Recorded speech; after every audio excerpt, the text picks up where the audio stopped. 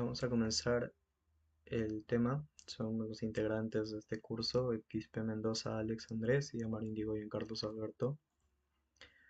Introducción. Vamos a hablar sobre lo que es la robótica, los robots como tal, su historia y más cosas.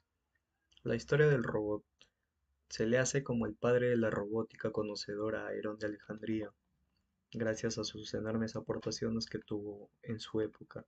Una de las aportaciones principales que él tuvo fue la leva, que hoy en día se conoce como el principio de los motores. También tenemos una, a que él logró una obra de teatro solamente con robots, usando lo que son los ejes y cuerdas, que era como un modelamiento ya de la programación antigua. De ahí tenemos un poco sobre los principios del robot como tal. El primero que se le considera mayormente es Electro, que fue creada en 1939 en la empresa Westinghouse, que era considerado el primer robot, ya que solamente lograba movimientos de 700 pasos y listo. De ahí fue el primer robot industrial como tal creado en 1960, que se le hizo conocedor de Shaky, que este consideraba o ya tenía sensores de movimiento, sensores de proximidad y más, lo cual le permitía moverse en un espacio reducido sin que él se chocara. De ahí tenemos el Unimate en 1961, que este fue el primer brazo robótico en la industria, que hasta hoy en día ya se los conocen tanto en la empresa de automotriz como otras más. De ahí tenemos el robot E-Zero en 1989, que este ya fue un poco más prototipado a lo que es el ser humano, que ya contaba con piernas, extremidades, y así fue avanzando hasta lo que se le conoce hoy en día como el robot Asimo, ¿no? Que fue como que una evolución del robot I-0 y posteriormente a los que ya conocemos hoy en día que ya se parecen netamente a un ser humano con extremidades tanto inferiores como superiores. Ahora, la historia del robot como tal. El robot o el tema de la robótica es muy importante en la ingeniería porque el robot permite hacer trabajos muy forzados con la misma precisión que los seres humanos por ahí, transcurrido cierto tiempo, ciertos años, ya no cuentan con esa precisión.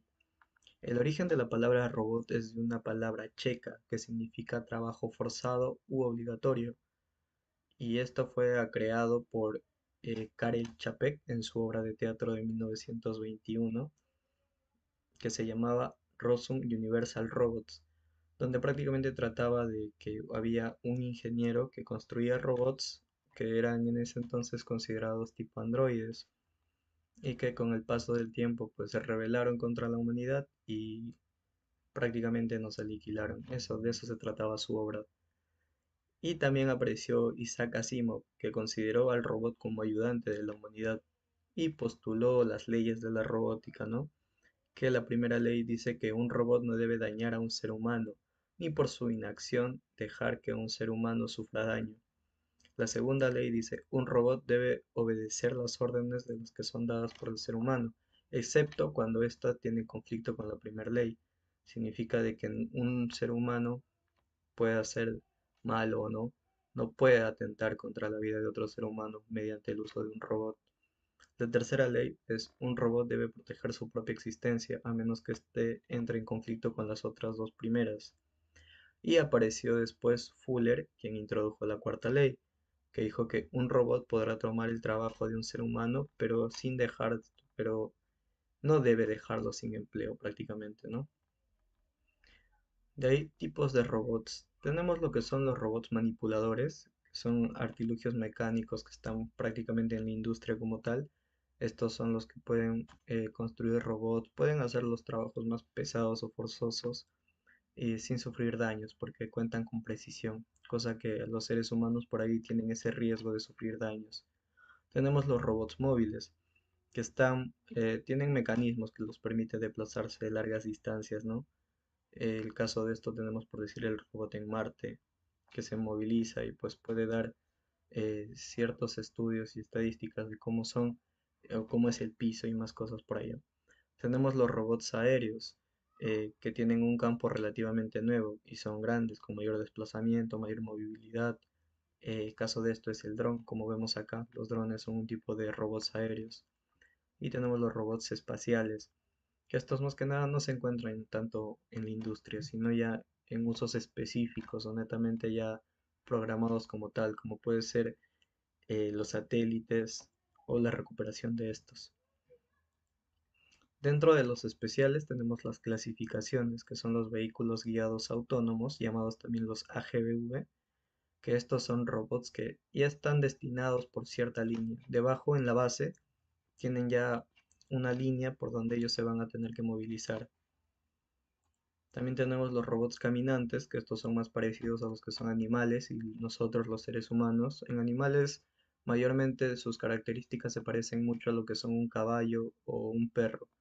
Y en los humanos, pues como nosotros, ¿no? Con dos piernas, dos brazos y una cabeza. También tenemos a los que son los robots en paralelos, que estos son los brazos prácticamente más pequeñitos que los industriales, pero que de cierta forma permiten en las industrias con mayor precisión empezar a construir o pintar o cosas así.